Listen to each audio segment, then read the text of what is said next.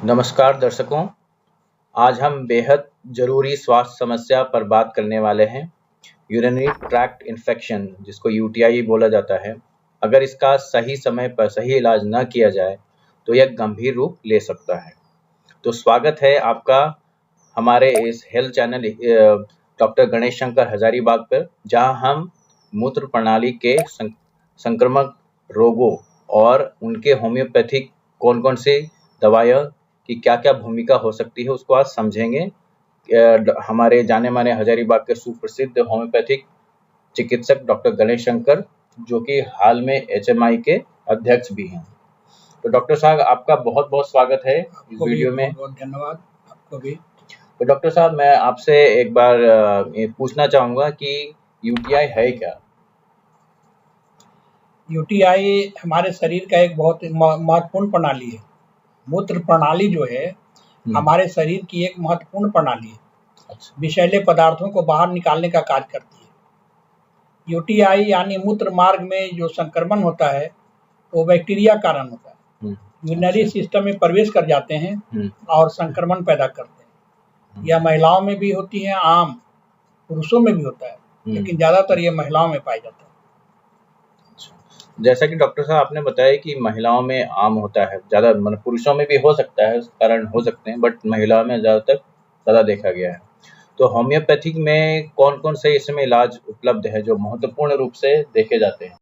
तो उसमें अलग-अलग लक्षण हो सकते हैं। हाँ, यूटीआई में होम्योपैथ की कुछ नोजोड्स दवाइयाँ होती हैं जो बहुत ही महत्वपूर्ण रोल अदा करते हैं। अच्छा। जैसे कॉलीबैसिलिनम एक बहुत अच्छी दवाई है। बार बार होने वाले यूटीआई के लिए कॉलीबैसिलिनम का हम लोग प्रयोग करते हैं। और मेडोरिनम भी एक अच्छी दवाई है क्रॉनिक यूटीआई और कमजोरी के लिए। मेडोरिनम का प्रयोग करते हैं। और एक दवा है पायरोजेनियम, गंभीर संक्रमण और सेप्सिस के मामले में इस दवा का रोल है। जैसे सेप्सिस के कारण बुखार आता है ना बहुत ज्यादा, उसमें हम लोग प्रयोग करते हैं। तो होम्योपैथिक नोजोड्स का उपयोग जो है यूरिनरी ट्रैक्ट इन्फेक्शन यूटीआई के उपचार में हम लोग करते हैं। तो इसमें और भी हम आगे खास करके जब संक्रमण बार बार होता है, होम्योपैथी में नोजोड्स वे दवाएं होती हैं जो रोग जनक सूक्ष्म जीवों या उनके विषाक्त पदार्थों से बनाई जाती है। अच्छा। हाँ, वो बैक्टीरिया से तैयार होता है, उसी बैक्टीरिया से तैयार होता है जिस बैक्टीरिया का प्रभावित करता है। और शरीर की प्रतिरक्षा प्रणाली को उत्तेजित करने में ये सब दवाइयाँ महत्वपूर्ण रोल अदा करती है। और कुछ होम्योपैथिक दवाएं खास करके मैं बताना चाहता हूँ, जैसे कैंथरिस वेसिकिटोरिया है, तो पेशाब के दौरान अत्यधिक जलन और दर्द के लिए होता है। बार बार होता है पेशाब, रुक रुक के पेशाब होता है, उसमें कैंथरिस अच्छी दवाई है। अच्छा। और दूसरी दवा एपिसमेल भी महत्वपूर्ण दवाई है। एपिसमेल में क्या है कि पेशाब में जलन होता है और उसमें सूजन बना रहता है। अच्छा। तो सूजन जब रहता है तो उसमें एपिस का प्रयोग करते हैं। और एक और भी दवाई है सार्सापेरिला ऑफिसिनेलिस, ये पेशाब के अंत में दर्द होता है।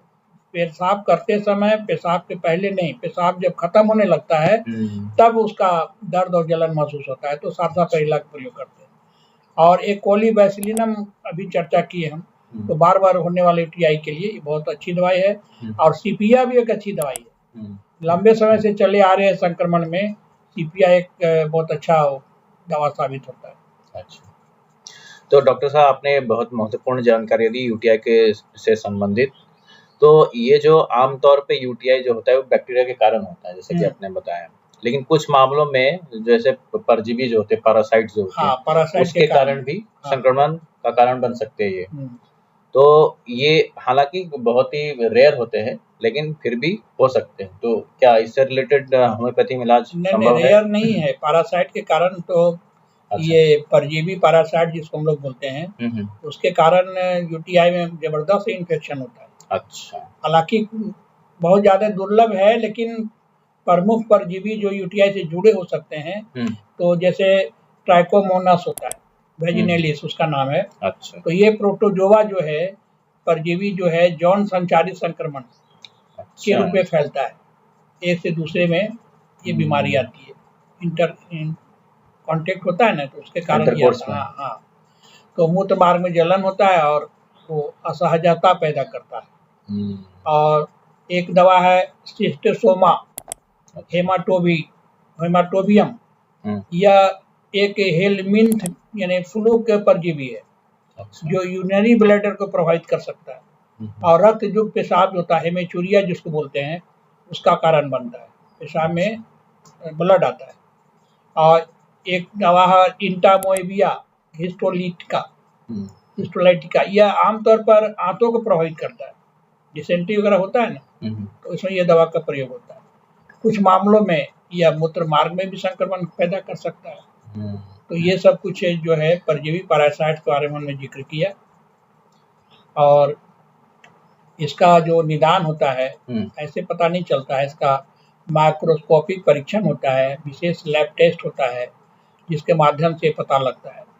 तो यूटीआई के लिए होम्योपैथिक उपचार में कुछ विशेष दवाएं उपयोग की जाती हैं जो शरीर की प्रतिरक्षा प्रणाली को मजबूत करने और संक्रमण से लड़ने में मदद करती है।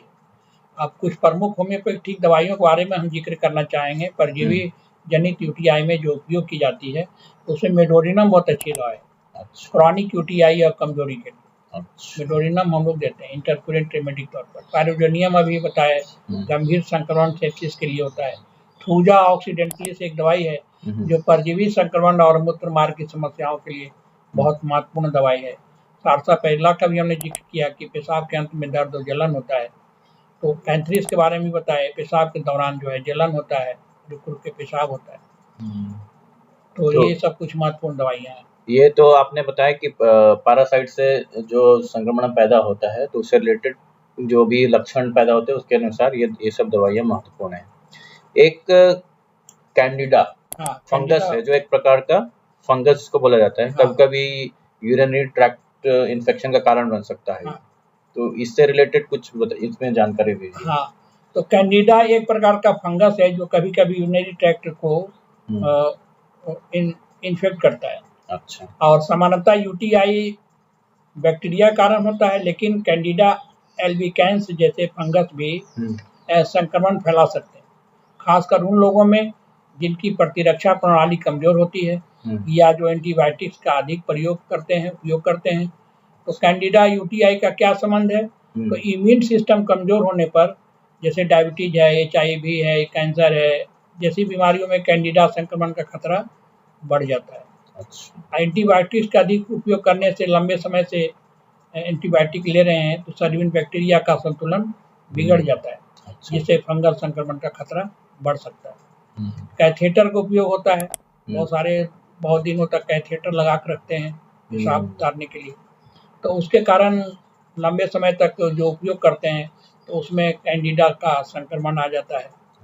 तो अब हम इसमें होम्योपैथिक उपचार के बारे में आप जानना चाहेंगे। तो होम्योपैथिक में कैंडिडा जनित यूटीआई के लिए कुछ प्रभावी दवाओं का हम जिक्र करना चाहेंगे। जैसे थूजा ऑक्सीडेंटलिस सबसे महत्वपूर्ण दवाई है। तो थूजा जो है इसको 1 mg का पोटेंशियम हम लोग सप्ताह में 1 खुराक या 15 दिन पे 1 खुराक इसको देते हैं। तो लंबे काल तक जो यूडी रहता है तो उसमें हम इसका कैंडिडा नाम की भी एक दवा आती है, कैंडिडा एल्बिकेंस दवा भी है। अच्छा। तो उसका भी हम इस संक्रमण को रोकने में उपयोग करते हैं। सीपिया है, महिलाओं में बार बार होने वाले फंगल संक्रमण होते हैं, वेजाइना के आसपास में खुजली बहुत होने लगता है, दाने निकल जाते हैं। सीपिया अच्छी दवा है। एसिनाइट्रिक अच्छी दवाई है। और शरीर से विषाक्त पदार्थों को बाहर निकालने में और प्रतिरक्षा प्रणाली को मजबूत करने में साइलेसिया नाम की एक दवाई है, वो बहुत उपयोगी है। नाइट्रिक एसिड का भी जिक्र किया कि पेशाब में जलन और संक्रमण के लिए नाइट्रिक एसिड अच्छी दवाई है। मेडोरिनम का भी जिक्र किया क्रोनिक यूटीआई कमजोरी के लिए। तो फंगस में भी इन सब दवाइयों का, फंगस कैंडिडा का जो फंगस इन्फेक्शन होता है उसमें ये सब दवाइयों का हम उपयोग करते हैं। तो चलिए डॉक्टर साहब, आपने यूटीआई से संबंधित कुछ महत्वपूर्ण जानकारियां दी। अब जैसे ये महिलाओं को ज्यादा प्रभावित करता है, क्या पुरुषों और जो महिलाएं में एलर्जेंस होते हैं या जोखिम कारक हो सकते हैं, तो उसकी जटिलताएं क्या क्या हो सकती है और उस जटिलता को ध्यान में रखकर होम्योपैथिक उपचार कैसे किया जाता है? अभी आपने बताया कि यूरिनरी ट्रैक्ट इन्फेक्शन यूटीआई होता है पुरुषों और महिलाओं दोनों को प्रभावित करती है। अच्छा। लेकिन महिलाओं में इसका खतरा अधिक होता है पुरुषों की अपेक्षा। तो उसमें कारण क्या है कि शारीरिक संरचना, अच्छा। महिलाओं की मूत्र मार्ग जो है यूरेथ्रा जो होता है बहुत छोटी होती है, जिससे बैक्टीरिया आसानी से मूत्राशय तक पहुंच जाते हैं और इन्फेक्शन पैदा करते हैं। गर्भावस्था एक अवस्था होती है जिसमें हार्मोनल बदलाव होता है। बढ़ते गर्भाशय के कारण मूत्र प्रवाह प्रभावित होता है। अच्छा। और यौन गतिविधि, यौन के संबंध के दौरान जो है ये बैक्टीरिया मूत्र मार्ग में प्रवेश कर जाते हैं। हार्मोनल परिवर्तन होते हैं, रजोनिवृत्ति मेनोपॉज के जो स्टेज आते हैं महिलाओं में, तो उसमें एस्ट्रोजन की कमी से मूत्र मार्ग की सुरक्षा कम हो जाती है। तो ये सब कारण जो है महिलाओं के कारण हुए। ये सब कारण। और हम आगे पुरुषों में यूटीआई के जोखिम कारक जो होते हैं, जैसे पुरुषों में प्रोस्टेट की समस्या होती है, तो बढ़े हुए प्रोस्टेट बीपीएच जो जिसको हम लोग बोलते हैं शॉर्ट में, मूत्र प्रवाह को प्रभावित कर सकते हैं। अच्छा। मूत्र मार्ग में रुकावट आती है, किडनी स्टोन या अन्य कारणों से मूत्र मार्ग अवरोध हो जाता है, तो उसमें ये इन्फेक्शन होता है। कैथेटर का उपयोग अभी हमने बताया कि लंबे समय तक कैथेटर का उपयोग संक्रमण का खतरा उसे बढ़ सकता है। तो यूटीआई की पुनरावृत्ति और जटिलताएं भी हैं। अच्छा। तो क्रॉनिक यूटीआई जैसे होता है, जैसे बहुत लंबे समय तक प्रॉब्लम बना हुआ है, हाँ, है ना, सेप्सिस हो गया, है ना, या फिर मूत्राशय जो होता है कमजोरी आ जाती है उसमें कंट्रोल, पेशाब कंट्रोल नहीं होता है। तो ये सब के बारे में थोड़ा सा जानकारी क्रॉनिक अभी हम बता देते हैं। यूटीआई की पुनरावृत्ति बार बार रिकरेंस में आते रहता है। ठीक हो गया, दवाई खाए, ठीक हुआ, फिर आ गया। तो बार बार जो पुनरावृत्ति होती है यूटीआई का, बार बार संक्रमण होता है, तो उससे किडनी को नुकसान हो सकता है। अच्छा। किडनी को, हार्ट को भी ले बैठता है। ये सब बहुत खतरनाक है, उसको हल्के में नहीं लेना चाहिए। बार बार यदि किसी को यूटीआई हो रहा है तो उसका इलाज जो है बहुत सावधानी पूर्वक और योग्य चिकित्सक से कराना जरूरी होता है। और सेप्सिस के मामले में संक्रमण होता है तो रक्त प्रवाह में वो फैल सकता है, जिससे जानलेवा स्थिति उत्पन्न हो जाती है। सेप्सिस जो होता है, सेप्टिक जिसको बोलते हैं, वो जब होता है तो बड़ा खतरनाक हो जाता है। रक्त में जहाँ अगर संक्रमण, बैक्टीरिया का संक्रमण हो गया, रक्त प्रवाह में उसमें आ जाता है संक्रमण। और मूत्राशय की कमजोरी होती है, बार बार जो है संक्रमण से मूत्राशय की कार्य क्षमता जो होता है वो प्रभावित हो सकती है। तो अब हम होम्योपैथिक उपचार के बारे में कुछ दवा बता देते हैं आपको। बिल्कुल। तो होम्योपैथिक में यूटीआई के लिए कुछ प्रभावी दवाएं हैं, जैसे कैंथ्रिस सबसे बहुत महत्वपूर्ण दवाई है। कैंथ्रिस वेसिकेटोरिया, पेशाब के दौरान जलन और दर्द, बार बार पेशाब, जल्दी जल्दी पेशाब, बूंद बूंद करके पेशाब, पेशाब में कूथन के साथ पेशाब, तो उसमें कैंथ्रिस का उपयोग हम लोग करते हैं। एपिसमेन जो है, सूजन होता है, जलन होता है पेशाब में, उसके लिए उपयोग। सारसापैरिला, पेशाब के अंत में दर्द होता है, उसके लिए हम लोग करते हैं। कॉलीबैसिलिनम, जिसको कोली बोलते हैं शॉर्ट में। अच्छा। तो ये एक तरह का वो दवाई है होम्योपैथ में। तो बार बार होने वाले संक्रमण को यूटीआई के लिए ये बहुत ही महत्वपूर्ण दवाई है। और एक मेडोरिनम दवाई है क्रॉनिक यूटीआई और कमजोरी के लिए, जो सेक्सुअल ट्रांसमिशन के कारण जो आती है। अच्छा। तो उसमें हम मेडोरिनम का प्रयोग करते हैं, गोनोरिया वगैरह जिसको होता है ना, तो मेडोरिनम का प्रयोग हम लोग करते हैं। अच्छा। थूजा भी अच्छी दवाई है फंगल संक्रमण और मूत्र मार्ग की समस्याओं के लिए। तो थूजा, मेडोरिनम, कोलीबैसिलिनम, ये सब 2-3 दवाइयाँ जो है यूटीआई में तो बहुत ही अच्छा रोल इसका है। तो डॉक्टर साहब, अपने महिलाओं के साथ पुरुषों में भी जो यूटीआई की समस्या हो सकती है, उसके कारण और बहुत महत्वपूर्ण जानकारी उससे रिलेटेड होम्योपैथिक दवाई का जिक्र किया। अब एक बहुत महत्वपूर्ण समस्या महिला में हो सकता है गर्भाशय, गर्भावस्था जब होता है, ठीक है, तो उसमें कौन कौन सा लक्षण दिख सकते हैं अगर ऐसा कुछ प्रॉब्लम यूटीआई से जुड़ी? गर्भावस्था में यूटीआई से तो बहुत ही जटिलताएं आती हैं, जैसे प्रीटर्म लेबर, जिसको हम लोग बोल सकते हैं समय से पहले प्रसव हो जाना। अच्छा। यूटीआई के कारण होता है। अच्छा। यूटीआई के कारण गर्भाशय में जलन हो सकती है, जिसमें समय से पहले प्रसव का खतरा बढ़ जाता है। अच्छा। हाँ। और गर्भाशय में संक्रमण, कोरियोमिनियोनाइटिस जिसको बोलते हैं, तो गर्भाशय में संक्रमण जो होता है तो यह गर्भाशय और भ्रूण को प्रभावित कर सकता है। बच्चा जो पेट में पल रहा है उसको तो खराब कर सकता है। अच्छा। और तीसरा पाइलोनेफ्राइटिस बोलते हैं, जिसको हम किडनी में संक्रमण भी हो सकते हैं। तो गंभीर यूटीआई के कारण ये खतरा जो है किडनी तक फैल सकता है, जिससे बुखार होता है, झाला लग के बुखार आता है, पीठ और दर्द और जटिल समस्याएं हो सकती है, पेशाब में जलन हो सकता है और भी बहुत तरह का सिम्टम्स है। तो ये पाइलोनेफ्राइटिस का सिम्टम्स है। सूजन भी हो सकता है। और जैसे गर्भवती महिला को यूटीआई जब होता है ना, तो जन्म के समय शिशु को भी संक्रमण हो सकता है, बच्चे भी प्रभावित हो जाते हैं। तो इसमें कुछ होम्योपैथिक उपचार के बारे में हम चर्चा कर देते हैं। तो गर्भावस्था में जो यूटीआई होता है उसके लिए कैंथरिस अच्छी दवाई है। पेशाब के दौरान जलन होता है, दर्द होता है, पी स्मेल बताया भी, पेशाब में जलन और सूजन होता है, सारसा परिला, पेशाब के अंत में दर्द जो महसूस करता है। तो सीपिया है, गर्भावस्था से संबंधित हार्मोनल बदलाव, बार बार होने वाले संक्रमण के लिए है। मेडोरिनम क्रॉनिक यूटीआई कमजोरी के लिए है। तो ये सब जो है दवा जो हम लक्षण के अनुसार हम लोग यूज कर सकते हैं, ये कर सकते हैं। चलिए डॉक्टर साहब, आपने लगभग सभी लक्षणों को ध्यान में रखा है और उससे रिलेटेड कौन कौन सी दवाइयाँ हो सकती है सबके बारे में लगभग जानकारियाँ दे चुके हैं। आपसे ये जानना चाहेंगे कि ये तो कुछ हो गया जनरल बैक्टीरियल परजीवी संक्रमण के बारे में बताया, क्या कुछ और कारक भी हो सकते हैं? हाँ, उसके बारे में हम चर्चा कर लें तो अच्छा है। जैसे ई कोली होता है, उसके कारण भी यूटीआई इन्फेक्शन होते हैं। जैसे बी कोली ऐसे ई कोली भी है। अच्छा। और एक क्लेबैसिला है, यह बैक्टीरिया मूत्र मार्ग के साथ साथ फेफड़ों और रक्त को भी संक्रमित कर सकता है। मधुमेह के रोगियों को और कमजोर इम्यून सिस्टम वाले रोगों में यह अधिक पाया जाता है, क्लेबैसिला। अच्छा। दूसरा बता रहे हैं इंट्रोबैक्टर। इंट्रोबैक्टर जो होता है अस्पताल में होने वाला संक्रमण, जैसे कैथेटर वगैरह का उपयोग होता है ना, वही कैथेटर का बार बार उपयोग कर देता है, तो उसके कारण वो इन्फेक्शन हो जाता है। तो ये देखा जाता है मरीजों में कि बार बार कैथेटर का जो उपयोग करते हैं, वही बताए ना हम। ई कोली जो होता है, जो उसमें दवाई जो है ई कोली का कैंथरिस अच्छी दवाई है, जो जलन बार बार पेशाब आने पर इसका प्रयोग करते हैं। और एस्टेफिसेग्रिया की दवाई है, जौन संबंध बनाने के बाद जो यूटीआई आता है, उसमें एस्टेफिसेग्रिया का हम लोग प्रयोग करते हैं।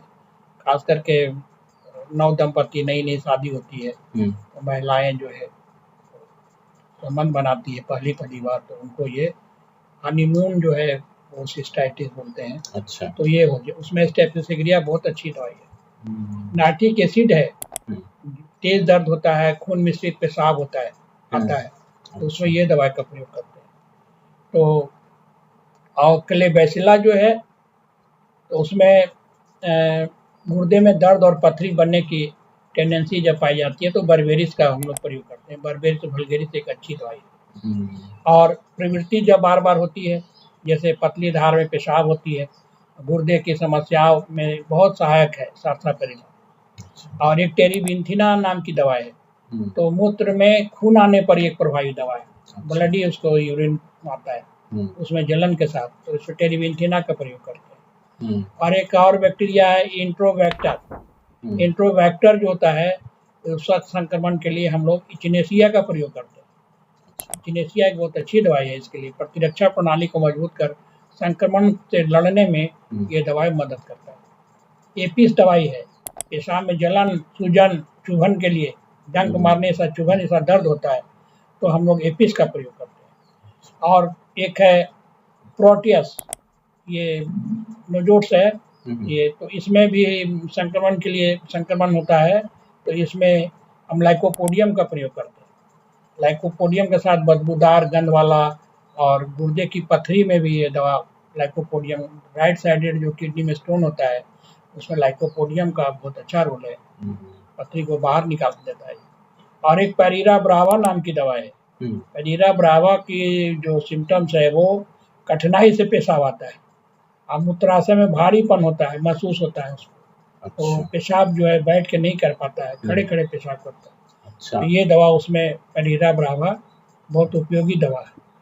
और एक और यूटीआई में स्टेफिलोकोकस के कारण जो है ये आता है। स्टेफिलोकोकस जो है वो क्या है, तो हम उसके बारे में बताना चाहेंगे कि 1 ग्राम पॉजिटिव को अंगुलेज नेगेटिव जीवाणु हैं जो युवा महिलाओं में मूत्र मार्ग में संक्रमण यूटीआई का एक आम कारक होता है। यह जीवाणु विशेष रूप से यौन सक्रिय महिलाओं में पाया जाता है और ई कोली के बाद यूटीआई का दूसरा सबसे बड़ा कारण माना जाता है। और एक और है स्टेफिलोकोकस। ये बैक्टीरिया के कारण होने वाला यूटीआई होता है। यह मूत्र मार्ग की सतह से चिपक कर संक्रमण फैलाता है, चिपक जाता है मूत्र मार्ग में। और ये ऐसा इसलिए होता है कि ये यौन संपर्क के कारण, मूत्राशय में अस्वच्छता के कारण और प्रतिरक्षा प्रणाली की कमजोरी और मूत्राशय की असामान्य स्थितियों के कारण हो सकता है। तो इसमें आपने कुछ मुख्य लक्षण बताए हैं और कुछ और नए बैक्टीरिया का जिक्र किया है। तो इसमें जैसे मुख्य लक्षण बार बार पेशाब आने की इच्छा, पेशाब के दौरान जलन और इसका मुख्य लक्षण यही है कि बार बार पेशाब आने की इच्छा होता है, पेशाब के दौरान जलन होता है, दर्द होता है, या पेशाब में बदबू होता है, या पेशाब धुंधलापन लेकर के आता है, पेट के निचले हिस्से में मैंने हल्का हल्का दर्द होता है, भारीपन होता है और कभी कभी बुखार होता है और बहुत कमजोरी आती है इसमें। और संक्रमण बढ़ जाता है तो ये गुर्दों तक फैल सकता है, जिससे पाइलोनेफ्राइटिस जैसी गंभीर समस्याएं हो सकती है। तो डॉक्टर साहब, आपने लगभग सभी बैक्टीरियाज का जो जिसके कारण ये यूटीआई हो सकता है और उनके रिलेटेड लक्षण के बारे में लगभग सभी बातें आपने बता दी हैं। तो इसको जड़ से खत्म करने का होम्योपैथिक कोई उपचार उपलब्ध है कि जड़ से खत्म हो सकता है? जड़ से खत्म करने में स्टेफिलोकोकस जो है बहुत उपयोगी दवा है। अच्छा। स्टेफिसेग्रिया भी बहुत अच्छी दवा है, यौन संबंध होने के बाद यूटीआई होता है उसमें। कैंथरिस भी अच्छी दवा है, पेशाब के दौरान तेज जलन और दर्द होता है। एपिस में पेशाब में सूजन जुभन अभी बताए ना आपको होती है। और बर्बेरिस वल्गैरिस पेशाब की पीला होता है, गाढ़ा होता है, दुर्गंध युक्त होता है, तो इसमें काम करता है। सारसापरिला के बारे में बताया, जब पेशाब की अंतिम बूंदों में अधिक जलन होता है लास्ट में, तो उसमें ये पाया जाता है। डॉक्टर साहब, बहुत बहुत धन्यवाद कि आपने यूटीआई से संबंधित कुछ होम्योपैथिक उपचार सुझाया। इसमें क्या कुछ आप दर्शकों को कुछ और सुझाव देना चाहते हैं यूटीआई से रिलेटेड? हाँ, अगर कुछ प्रॉब्लम है बिल्कुल हम बताना चाहेंगे। यूटीआई इन्फेक्शन होने पर कम से कम 8-10 गिलास पानी जरूर पीना चाहिए, ताकि बैक्टीरिया मूत्र मार्ग से बाहर निकल जाए। अच्छा। और क्रैनबेरी जूस जो होता है वो उसमें ऐसा तत्व पाया जाता है जो बैक्टीरिया को मूत्राशय की दीवारों से जो चिपका रहता है ना, उसको रोकता है, बाहर करता है।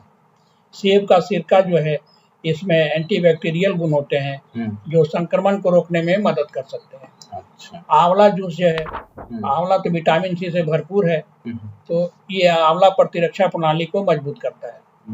इंडियन गुजबेरी बोलते हैं इसको। अच्छा। तो विटामिन सी इसमें बहुत पाया जाता है आंवला में।